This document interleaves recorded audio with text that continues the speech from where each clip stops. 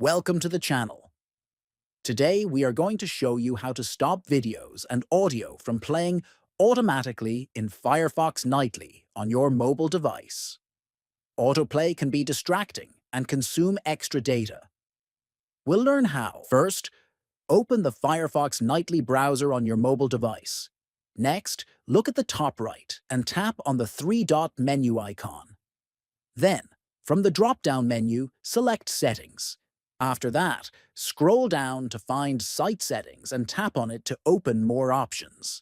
Then, locate the Autoplay option within Site Settings and select it. Next, choose Block Audio and Video to prevent all websites from playing content automatically. Finally, your settings will be saved, and Firefox Nightly will no longer allow videos or audio to autoplay while you browse. If this video helped you, please subscribe to the channel, give it a thumbs up, and share it with your friends.